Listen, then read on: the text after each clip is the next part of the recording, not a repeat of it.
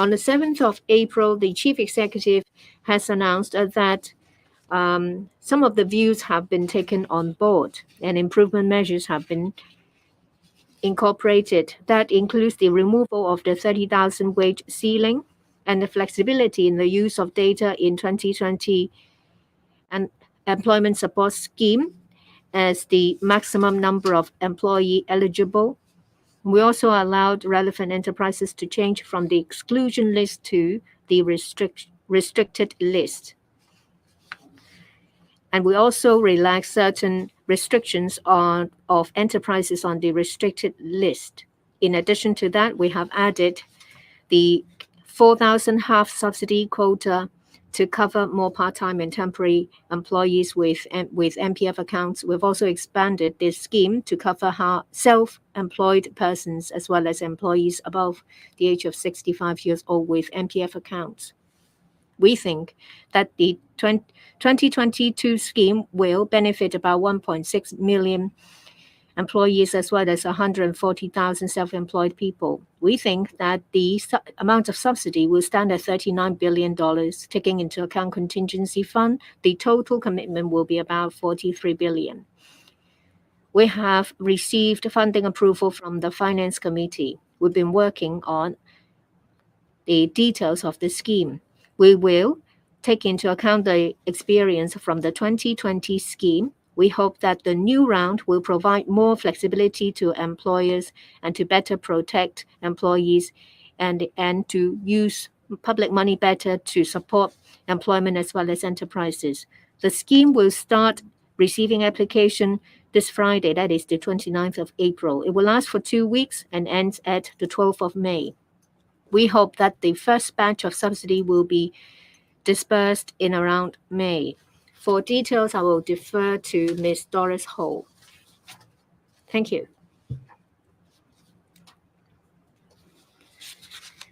The objectives have been covered by the Secretary. I'm going to skip over it.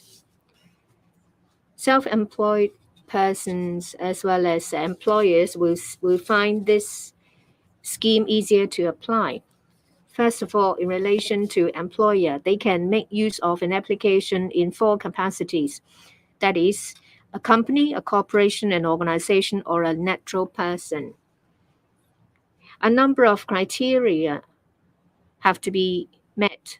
First, it's an employer not listed in Part 1 of the exclusion list. The exclusion list refers to the government, public organizations, and statutory organizations. I'll give you more information later. The exclusion list is basically the same as the 2020 scheme. The employer must have participated in MPF schemes or have set up also schemes on or before the 31st of December last year. The employer has not been involved in winding up the registration or striking off process or has not become dormant. In addition, the employer has fully settled all clawback or penalty of the 2020 employment support scheme, if any, on or before the 10th of May this year. We're talking about 860 companies involving about $77 million. This is the exclusion list referred to in the first criterion. They refer to government, statutory organizations, public bodies, organizations of the Central People's Government in the Hong Kong SAR. In other words, most companies are eligible. I'll now move on to the employer wage subsidy calculation. There are 5 major concepts here. The first 4 are interrelated. First, there is a reference month. The agent of the scheme can, on behalf of each employer, calculate the subsidized quota cap as well as the maximum subsidy amount. The employer has the flexibility that in relation to each subsidized month, decide how many employees will be covered. But the employer has to meet the requirements under the second and the third concept. I'll now go back to first, reference month. As I said, this is to allow the scheme agent appointed by the government to calculate the subsidized quota cap as well as the maximum subsidy amount. The significance of the cap and the maximum amount is that it's in relation to the maximum amount to be received by the employer in relation to the reference months. Employers who have participated in the 2020 scheme are those on the left column. They can choose between the reference month chosen previously by the employer as the specified month is a piece of information we already have. The second choice is to use newer information, that is the record in the fourth quarter. For the fourth quarter is October, November, and December. As to which one it is to be chosen, the agent will choose on behalf of the employer so that a higher amount can be received by the employer. Well, if he chooses the quota in the fourth quarter, as I said, there will be new quota data.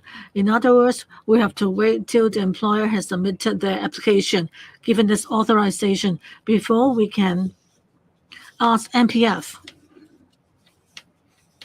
Trust to provide us with the latest data for the fourth quarter. So it will take more time, which means that the disbursement of the subsidy would be delayed.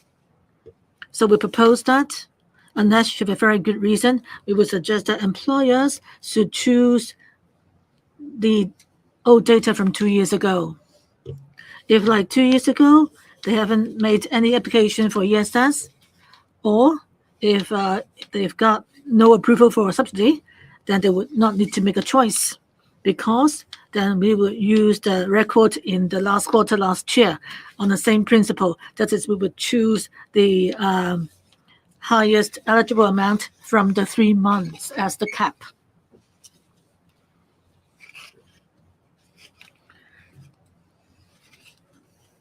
As for the reference month, well, that is actually related to the subsidized quota cap and maximum subsidy amount.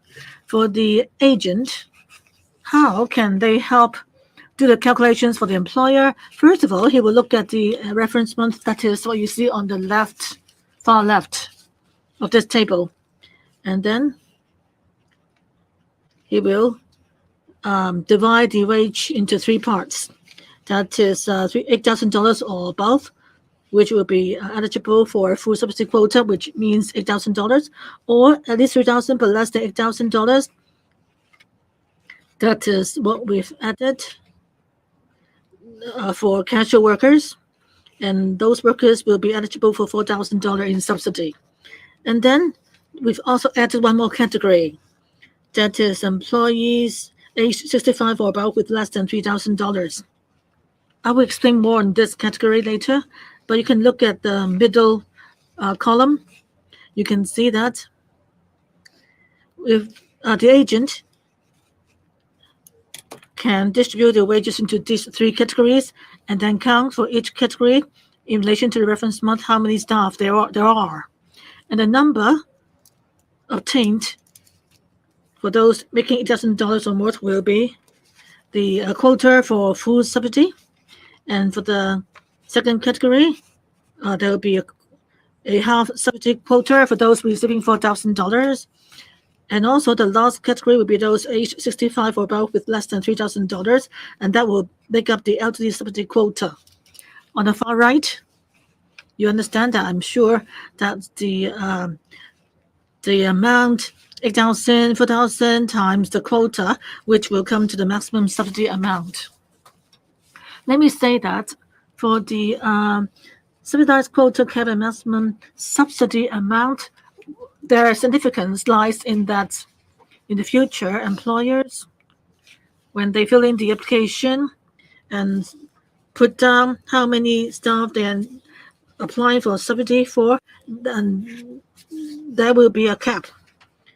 So the quota cap and subsidy amount, or the half subsidy quota, all sorts of quotas have their role to play. And for those age 65 or above making less than $3,000, this is a newly added category because we want that for elderly staff, they can be entitled to additional protection or care. Because for an elderly worker who's still working despite their age, and if their wage is so low, then they may be struggling to make ends meet. So we want to offer subsidy for such staff. So for those making under $3,000, we only would provide the subsidy to those aged 65 or above. Hopefully, we can help this staff in the age bracket to receive the subsidy.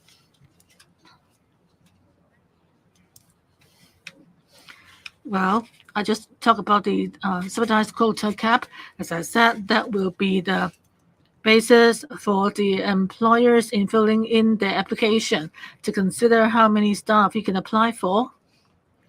To most employers, well, it will the cap, the principle will apply, but there are 2 points they should bear in mind.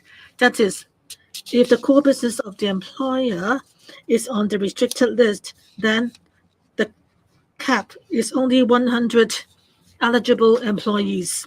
You may recall what do we mean by sector-specific cap, because that's a new arrangement for the 2022 ESS. That is, we have put industries less affected by the fifth wave, like those working in the supermarkets, pharmacies, property management companies. They are actually put on a new list. So these are for enterprises on this list, even though their cap is 2,000 staff, they can still only apply for subsidy for 100 staff. Those who do not belong to the sectors on the restricted list, that is for larger enterprises, there is still a cap, which is 1,000. What does it mean? That is, say, if an enterprise is subsidized quota cap based on the reference month is 2,000, but still, it can only apply for a maximum of 1,000 employees in terms of subsidy. So this is what I mentioned, the restricted list. You may have seen this before in mid-April when we submitted our plan to the Finance Committee. The same list was shown. And now I'd like to talk about the chosen subsidized headcounts. By chosen, we mean that employers can choose. In the 2020 ESS, there are 2 flexibilities given. That is the latest ESS. Employers can indicate each month how many employees they are applying the subsidy for and what is the distribution of subsidy. That is percentage taking food, percentage taking half subsidy, or elderly subsidy. So that's the one extra flexibility given to them this time.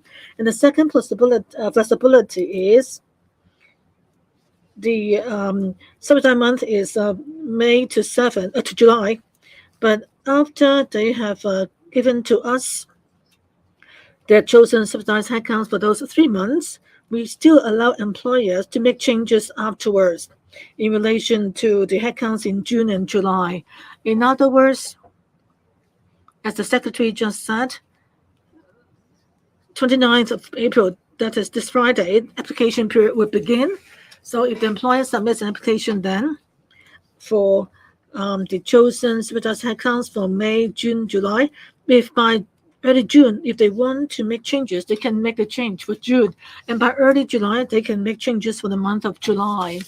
That is, the employers can, on the basis of the latest business situation, on their exact headcount, make assessment closest to the market situations.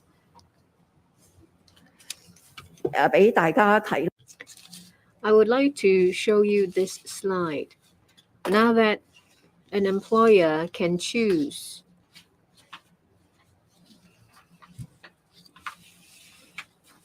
what they're supposed to do under the different categories, the leftmost column is to be filled in by the employer. That is, the full subsidy headcount, half subsidy headcount, as well as the elderly subsidy headcount. And the total is the chosen subsidized headcount. That is to be filled in by the employer.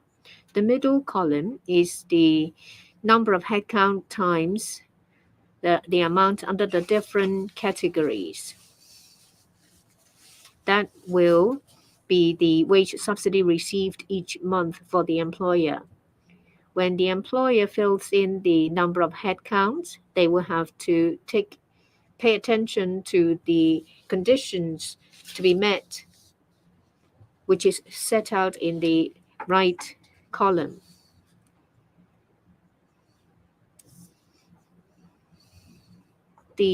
As we've explained, the number of headcount should not exceed the full subsidy quota, half subsidy quota and the elderly subsidy quota calculated by the agent.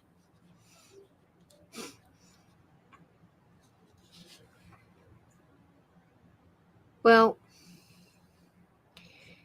there is an undertaking by the employer in relation to the number of people to be employed. That is an undertaking that the government will check.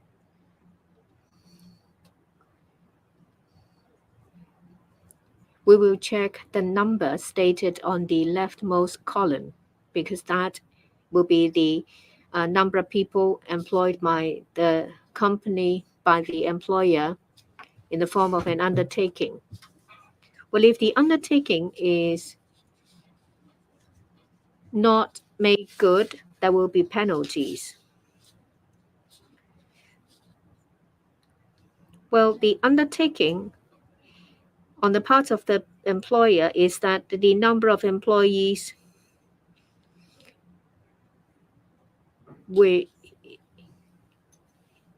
is to be used on wage subsidy. And the 4 points you see here is to be met as well. In addition, the situation will have to be reflected in the record of the NPF or also schemes in relation to the respective employment situation. We will retrieve the NPF also record for May, June, and July. What we look for is that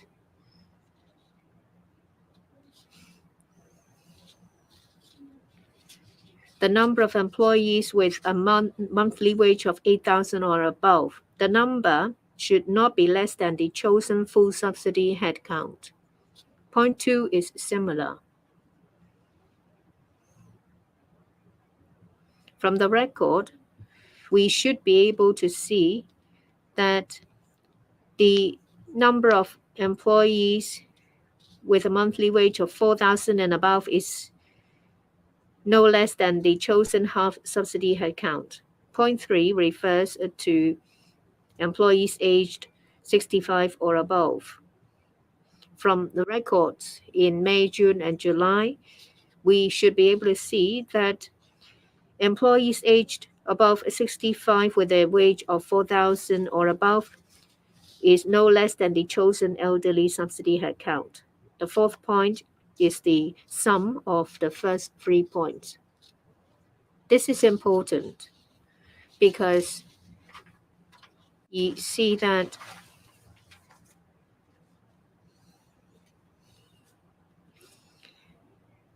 it's a measure to tackle subsidies going to those with a higher wage, as we've seen in the previous scheme. So we need to be able to find relevant record from the MPF or also scheme. The number of employees with a monthly wage of 8,000, 4,000, or age 65 or above will not be less than the chosen number. In the previous scheme, we found that for some employers, the whole amount of the subsidy is not used on the specified employee. Only a partial payment goes to the employee. The other amount will go to a different employee. Under this new round, we do not allow the employer to do that. We've also enhanced the penalty. In any 1 month, if the number of employees falls below the chosen number of headcount, they will have to pay a penalty equivalent to 10% of the subsidy amount to be returned on top of returning the relevant subsidy amount. Say, for example, they said that they would employ 10 people. In the end, only 9 were employed. And the employer will have to return 8,000 plus 10% of the 8,000, which is 800, to the government, a total of $8,800. The requirements, as shown in this and the previous slide, are higher because we want to make good use of public money to fulfill the objective that enterprises and employment will be preserved and supported. That's why we enhance the penalty to increase the deterrent effect.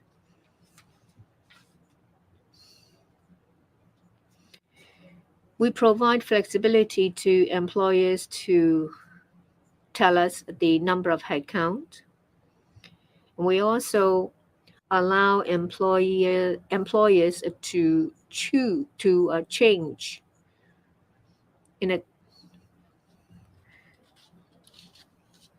So this allows employers to make changes in accordance with the situation. So it is perfectly reasonable for us to enhance the penalty.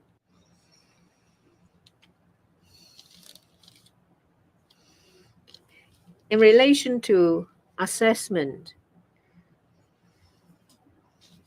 to see if employers have made good their undertaking, we will retrieve the contribution record for May, June, and July. We will verify if they employ number of employees higher than the number of chosen headcount. And I would like to mention a few points here. If an employer would need to employ new employees to meet the undertaking, then employers will have to are required to open MPF employee account and make monthly contributions on or before the MPF contribution date for the months concerned. For those above the age of 65, then employers will have to report the monthly wage of the employees on or before the contribution date. In relation to casual employees, then the employer will have to report the monthly wage and make contributions for the employees before the contribution date. That's actually similar to prevailing requirements. But employers will have to pay attention when they employ new staff members. They will have to lose no time to open a new MPF employee account. Well, currently, it said that they need 60 days to open an account. But if you leave it too late and you can't make it in time, then it will be deemed as a failure to make good the undertaking.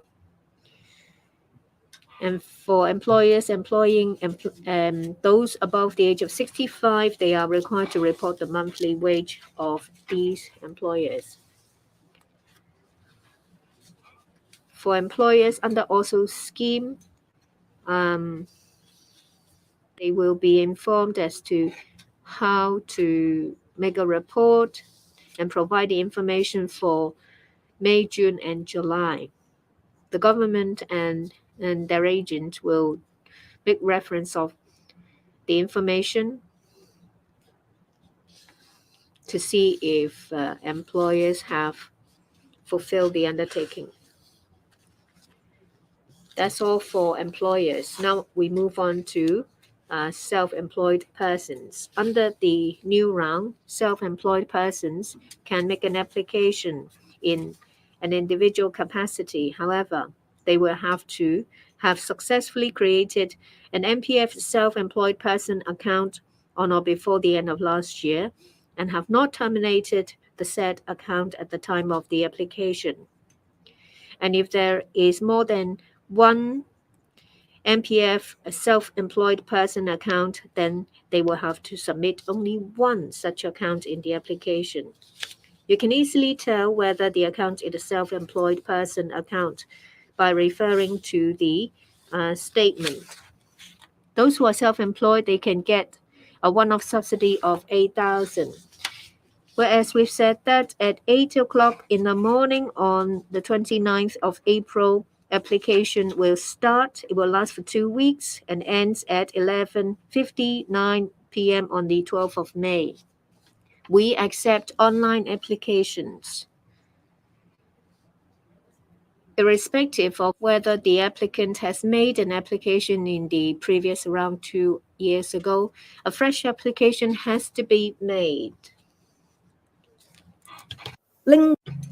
So for those who 2 years ago have received subsidy to those employers, but this time they need to use their application code back in 2020 and their business registration number. It's fine if they've forgotten them.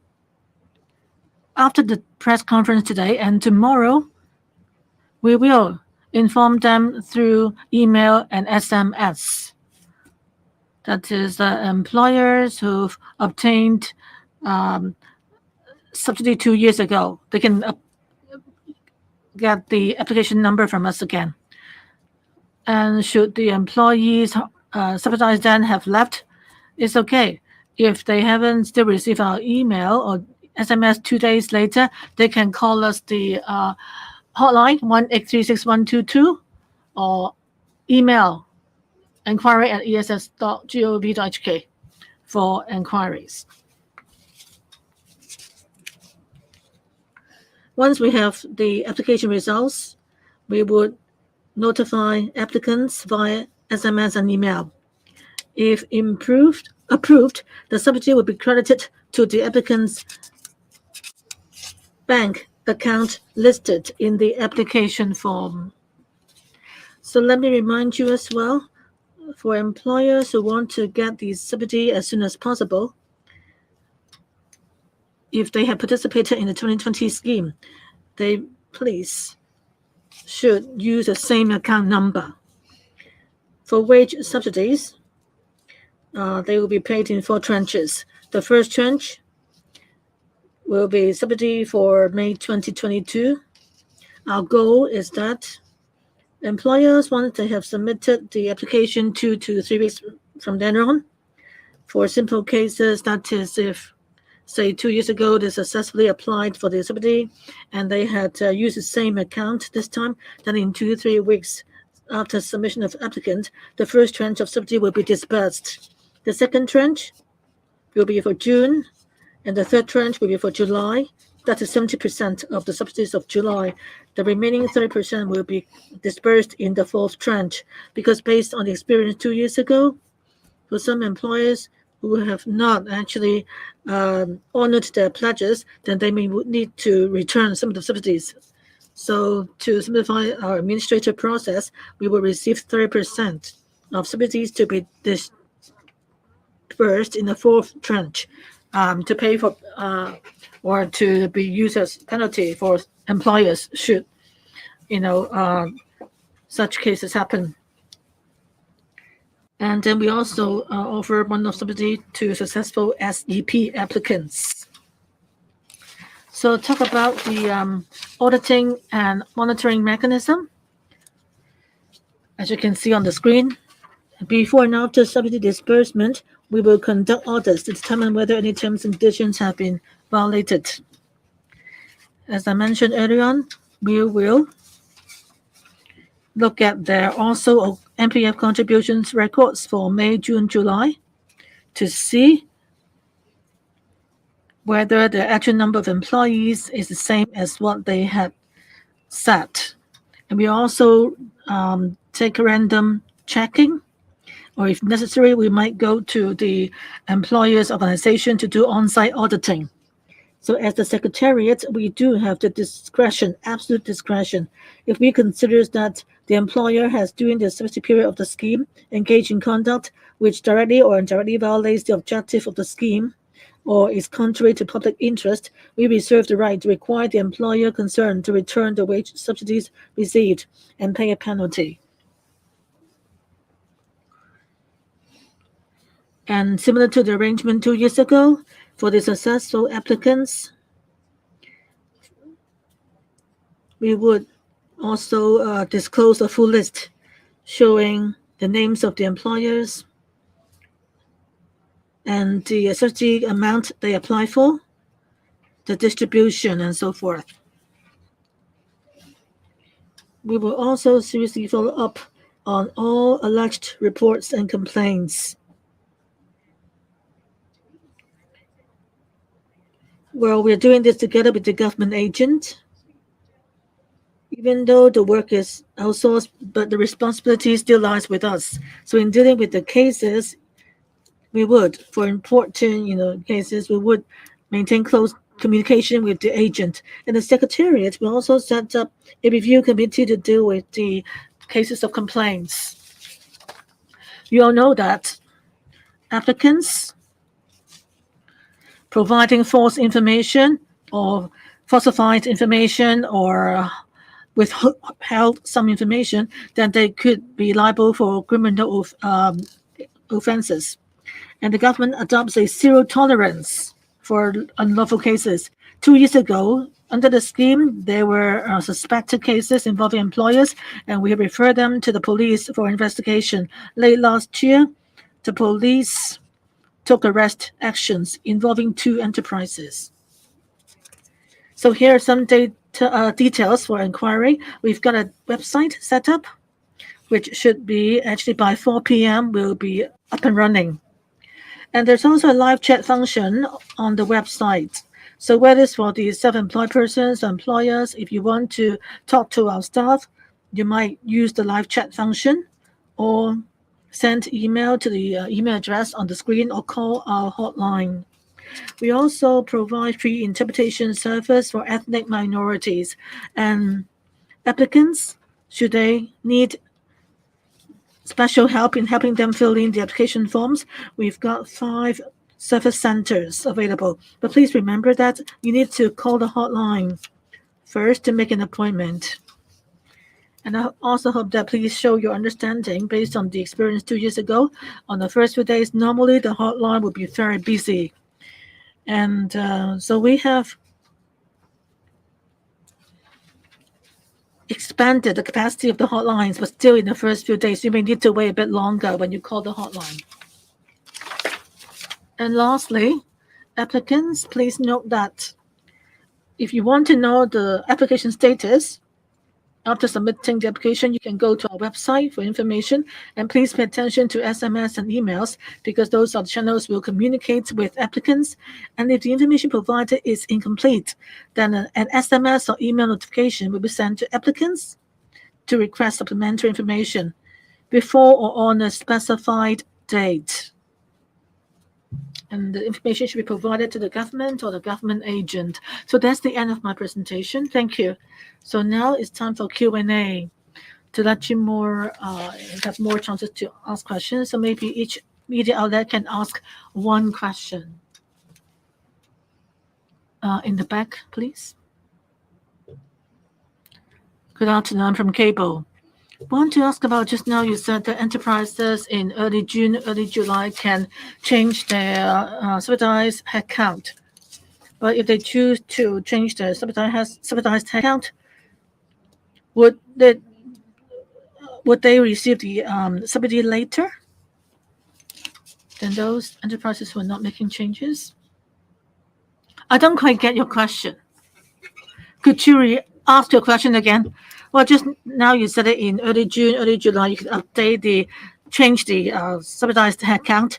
Okay, should they do so, then will they receive the subsidy later than employers who do not make any changes? The time will be the same in relation to June and July. After the employer has made the application, we would ask them to verify and make changes for the figures in June and July.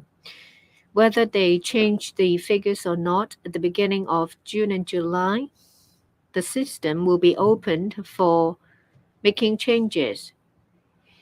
If an employer does not make any changes during that period, we will use the headcount on the application form for the disbursement.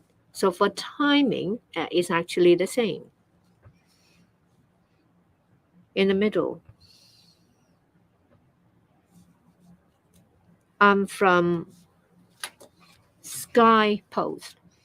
Well, you talk about 2020 ESS. The month's cover was May to July. That was December 2019 to March 2020, any 3 months. So it starts from December 2019 to March 2020. Employers may choose any 3 months in that period. Can you give us more information as to which months were chosen by the employers and a distribution of the choices? I don't have the information at hand, but I can tell you how employers choose. Well, the employers would consider out of the period between December 2019 and March 2020, they would see which month would enable them to receive a higher subsidy.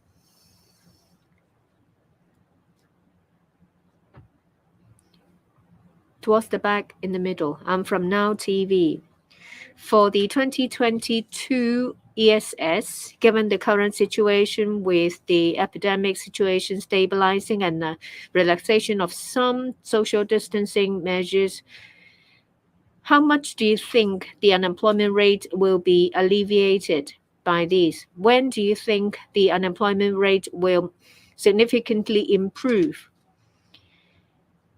There is this element of choice, but you will have to check the record in NPFO also. Is it an active check or a passive check?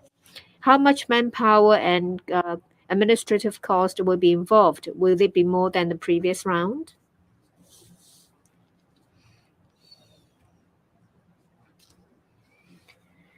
Let me first explain that the unemployment rate announced is the average in the previous 3 months, that is January to March.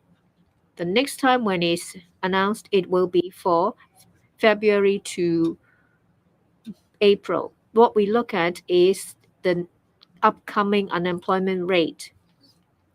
We think that it will be higher than 5%. It's very likely that it will be higher. But when we look at vacancies and other information,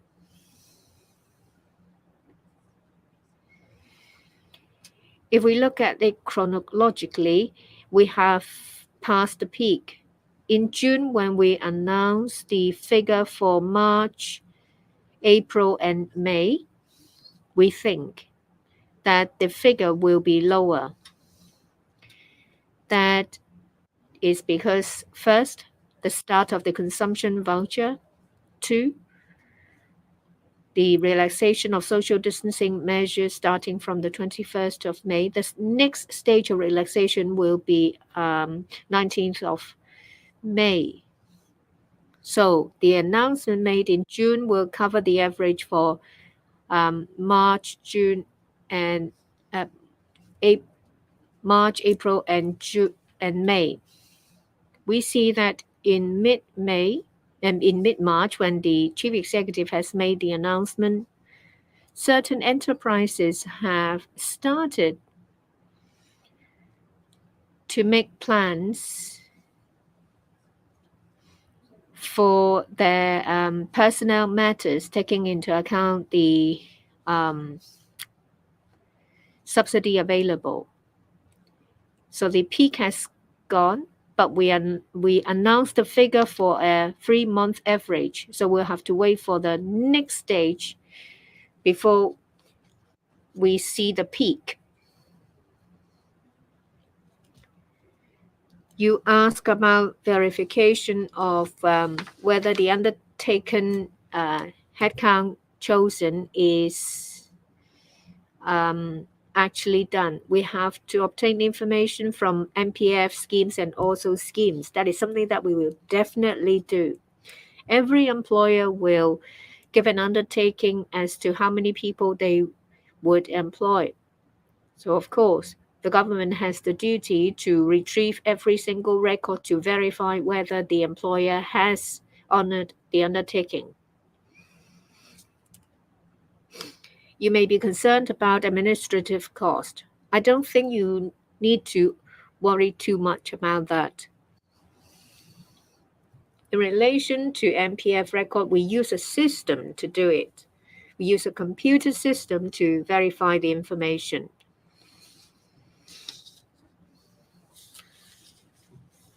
So the administrative cost will not be significantly higher because of the verification. On this point, I would like to say that in our past round of ESS, we have kept the amount of administrative cost at less than 1% of the entire scheme. The lady at the back. I'm from InMedia. A lot of employees have been sacked, and you launch the ESS now. Isn't it a bit too late? In mid-March, when the chief executive made the announcement, the epidemic situation was quite severe.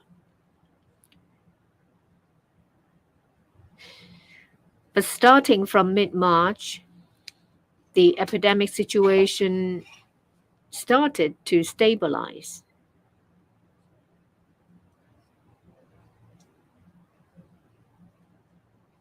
At that time, the number of infected cases was about 400 per day compared to just over 100 in the previous outbreak. To contain the epidemic situation was the government's priority. Launching the ESS too early would not be an opportune time because social distancing measures at that time were quite tight. The chief executive announced the relaxation at the first stage on the 21st of April, and the second stage will start in May. There was the consumption voucher in May, and the second stage of relaxation in May. We think that with wage subsidy over May to July, it would be at the right time to help employers and enterprises to get back on their feet. It took time to work out the details, to obtain funding application from the Finance Committee, and to make necessary updates. So application starting this Friday is actually the earliest time we managed to do it. Let's take an English question. The gentleman. RTHK, Dr. Law, what kind of safeguards are in place to ensure that the money will actually go to the employees and we won't see employers firing, say, for example, existing staff and hire a new one with lower salary? Say, for example, will employers be required to list out the names of the workers who will receive the subsidy so that it will be easier for authorities to check later? Thank you. I would say the mechanism here we apply is basically rely on the NPF contribution records. And for those records provided by the applicant through the trustees that we will receive, we will be able to tell how many and how exactly each one of the employees on the list are receiving from the employers. And in this particular scheme, in the 2022 ESS scheme, we actually require, if we have given each one a full-time staff $8,000 wage subsidy, then as appear on those records, they will at least receive $8,000. And they will be nothing less than $8,000. And in fact, if it is, say, $7,500, that is the actual wage, and yet the employer has to give them $8,000. So by checking the records, we can ensure that the employers are not pocketing the money on their own accounts, but to pay to each individual employees. But I also have to say that there is what we call normal turnover, that an enterprise may employ new staff and staff may resign. So there can be natural turnover. So we will not be checking on individual information per se, but then at least we know that they are paying the employees, each person, a given minimum amount. Okay, thank you. 好，我哋呢邊咧，粉藍色衫。This one in light blue. International Business Channel. So the first question we would like to ask is, theme parks were also closed for almost 3 months during the fifth wave. So why are they also considered as sectors on the restricted list? And we would also really want to ask one more question is, if a person has 2 MPF accounts, one with an eligible company and one is a self account for her freelance work, so does that mean he or she can receive the subsidy twice? Okay, let me try to answer the last one first and see if you can supplement. In fact, let me try to say it this way. Although in our description, we keep on saying that we were given the subsidy to the employees. As I answered the previous question, that we'll check the records, whether in the NPF records, whether each one received certain amount. Say, for full-time, they will at least be $8,000. But in reality, we are paying the employers to pay the wage subsidy. So the record as shown in the trustee information provided to us are actually the payroll paid out by the employers. It is not the money that coming from the ESS to the individuals. Now, let's say an individual actually have 3 employers. Okay, no matter one person can have two full-time jobs and 1 part-time job. I have seen cases like that. He or she will still receive the wages from the employer. Okay, so that will be their normal wages, and the different employers will receive the subsidy from the ESS program, and that is how it works. Although you can say the person actually received ESS subsidy indirectly through the employers. So let's say what you said is one of the case, if he or she has a self-employed account, okay, a self-employed person account, and that person will also have a part-time job with another employer. Now that person will be able to apply for himself or herself through the self-employed person scheme, that $8,000.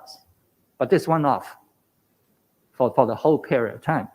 But then if she or he works with an employer as a part-time staff earning something like, let's say, $5,000 per month, and through that employer, he or she will receive that $4,000 subsidy. But if her salary is actually $5,000, it will be $5,000. But out of that $5,000, you can say $4,000 come from the government. Okay, I hope I explain the logistic of that flow. Sam, you have anything to add? No, I think there are circumstances where, as the secretary has said, a self-employed person can also be an employee, and the scheme has not restricted these circumstances or these persons to apply. OK. 咁我哋返到嗰 Okay, at this side, please, in the middle. Person wearing a red mask. CMP News, an English question. May I ask how many people or employers actually got fined in the last scheme? Is that figure considered high? That's why the government is now considering to propose tougher punishments this year. And are random checks or receiving complaints enough, or can more be done to regulate the measures? Thank you. Doris? I think for the 2020 ESS, there were a total of about 150,000 employers successfully applied for subsidies. About 80%, they are all good. They are all good. They have complied with their undertaking. That means they have employed no less than the number of employees they have committed in the first place. And then there are about 18% who fell short of their undertaking by 1 to 2 persons. So I would say that the situation is not that bad, but from the policy objective of protecting as many jobs as possible, we would like to put in place a heavier penalty to provide a stronger deterrent effect against any non-compliance. 好，唔該晒。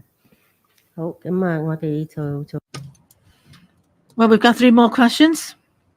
On this side, Economic Times, and then, okay, then we'll okay, then I think there will be 4 more questions.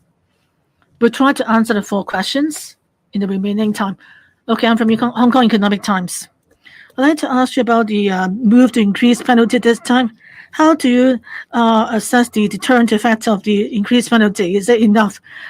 Because there are quite a number of violations in the previous scheme. Are you considering actually creating a blacklist, showing the names, or banning the companies which have violated the rule from applying again?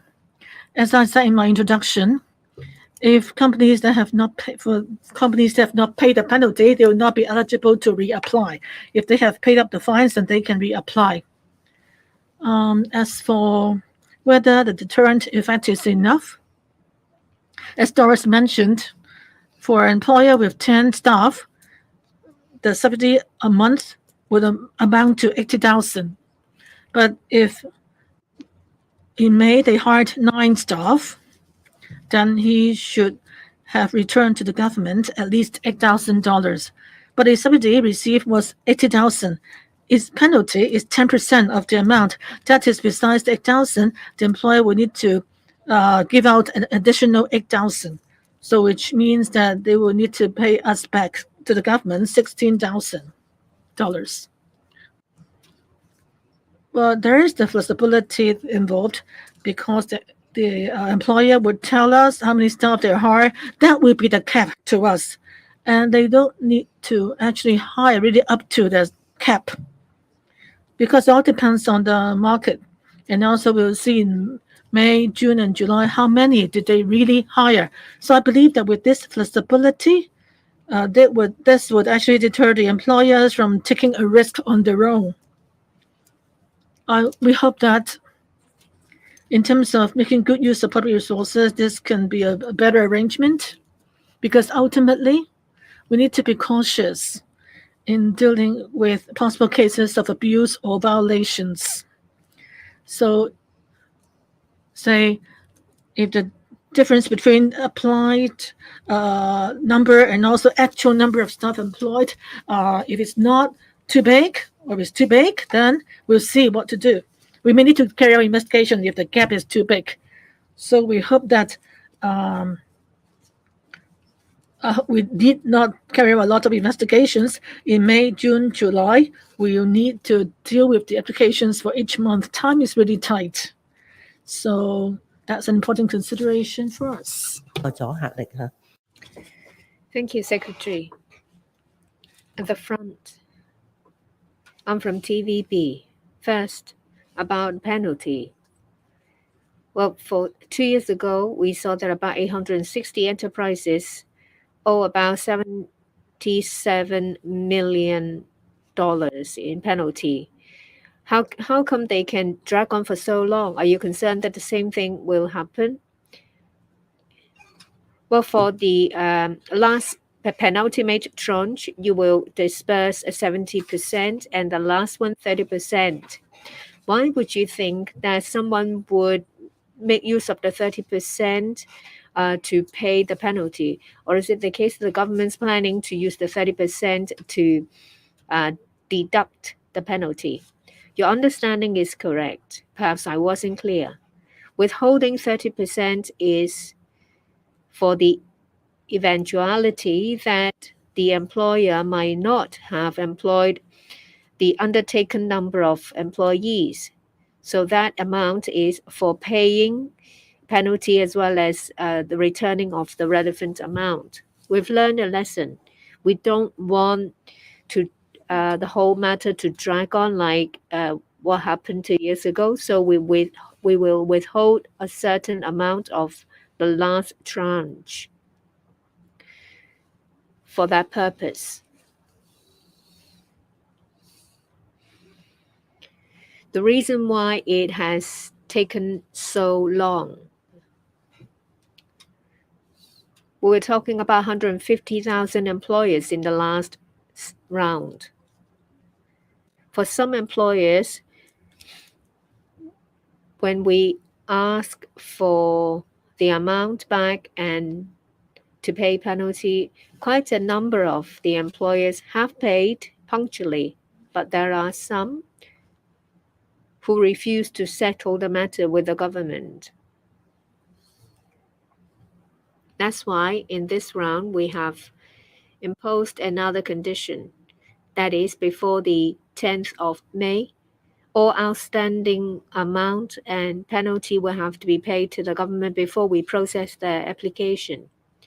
May I add that in the last scheme, there were 2 phases. So one is April to June, the other one is July to September.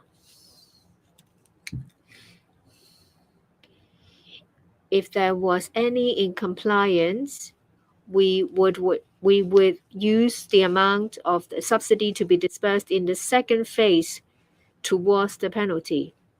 But that means that, well, if we impose penalty for the second tranche, we will have to dun them for the outstanding amount, which is difficult. That's why this time round, we disperse 70% in the penultimate tranche.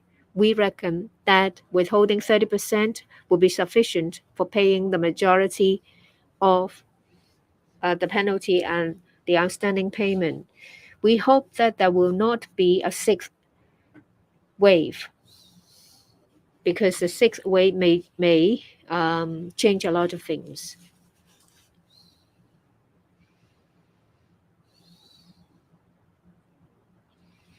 I'm from cable TV.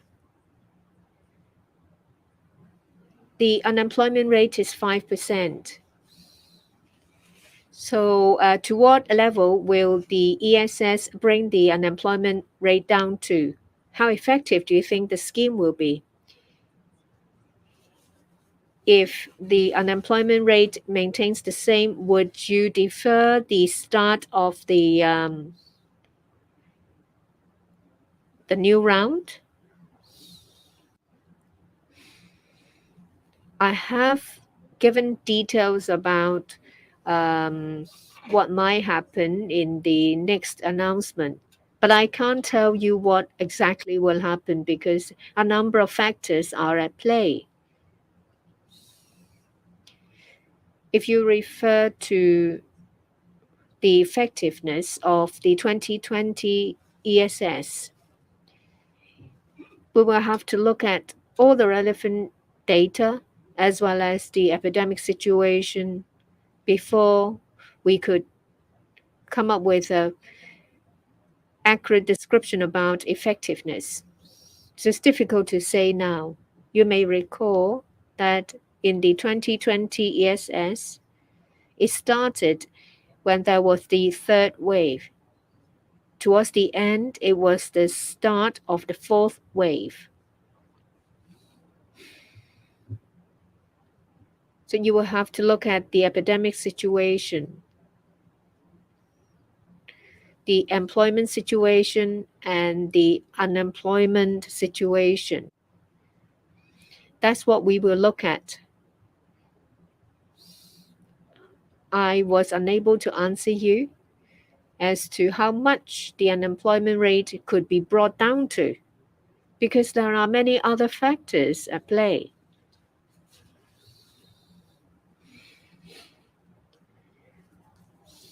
If employers are optimistic towards the future, they may make an application using the figure at a higher level. So it's not for us to say how many people will apply. Depends on how the epidemic will pan out in the coming few months. I'm from Commercial Radio. First, about specified months. You mentioned that the employer could choose the figure in 2020 or this year. But if the previous figure is chosen, does it mean that they will have to use the same level in terms of headcount as well as salary level? Is it the case that if they choose the figures in the last round, they will get the subsidy earlier? What is the difference? The secretary mentioned about it being difficult to done payment. What would you do if employers refuse to pay? For the 30%, does it mean that the government will verify all information to ensure compliance before dispersing the 30%? Last question. A number of legislators as well as people from the business sector ask to withhold an MPF ordinance. Are you confident that this bill will pass? You have asked numerous questions.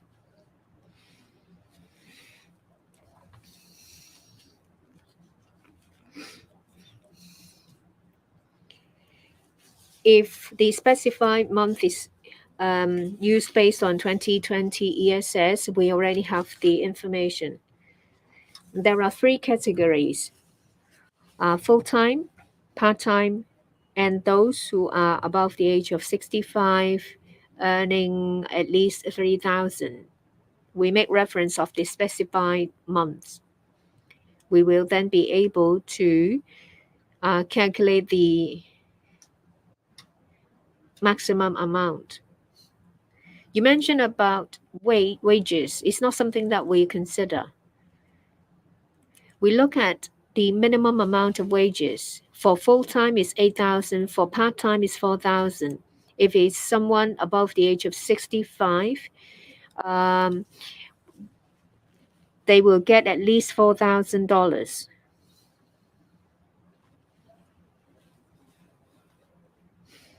If they choose a month in the fourth quarter of 2021, then we need to retrieve the information. We think that the difference will be 3 to 4 weeks. So the earliest, it will be dispersed in the first half of the month. If additional information is required, it's very likely that the employer will have to pay the wages first before we can disperse the May subsidy in June. If 99% of the applicants use the information in the 2020 ESS, then as a whole, the disbursement will be earlier. It's difficult to say. You ask about 70%.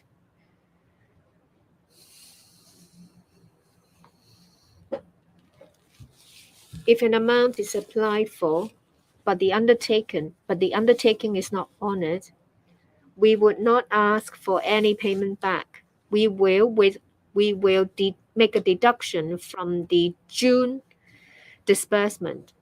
If a penalty is to be paid from the June subsidy, then before we disperse the July amount, we will first deduct the penalty. For the July subsidy, we will disperse 70%. After we have received all the information, after we have verified that everything is complied with, then we will disperse the 30%. If there is any incompliance, we will deduct the amount from the 30%. But if it's over and above the 30%, then we will have to chase them. That is your last question, right? The government will endeavor to complete the cancellation of the offsetting mechanism before the end of the legislative year. This is a legislative amendment. By the time it's implemented, it will be 2025. We will have to wait for the full launch of eMPF platform before there will be a complete abolition of the offsetting mechanism. We think that by 2025, the economy will fare better. So using today's economic situation to say that the bill should be postponed is a not very strong reason. That's the end of the press conference. Thank you.